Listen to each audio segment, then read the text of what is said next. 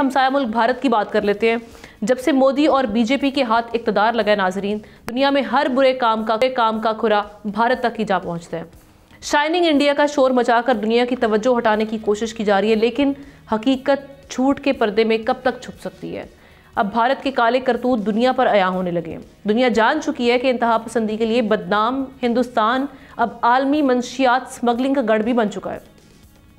German news agency DW और UN की reports ने भारत की बैनुल-अक़वामी मनशियात स्मगलिंग का पोल खोल के रख दिया है, जिसके मुताबिक म्यांमार, वस्ती अमरीका और अफ्रीका तक भारतीय मनशियात की तरसील तबाही फैला रही है।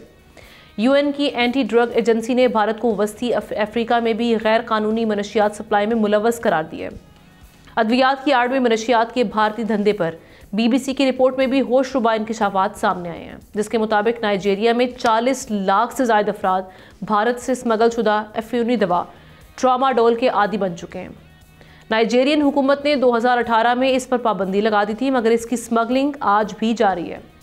भारतीय दवासाज कंपनी एवियो के डायरेक्टर विनोद शर्मा ने तस्दीक की है कि अद्वियात की आड़ लेकर मनशियात स्मगल की जा रही हैं, जिसमें भारतीय हुकाम भी मुलव्वस हैं। तो अब सवाल ये है, आलमी बरादरी इस पर इन काले करतूतों पर खामोश रहेगी या इस पर कोई सख्त कार्रवाई की जाएगी? सब्सक्राइब करें और बेल दबाएं ताकि कोई खबर रह न जाए।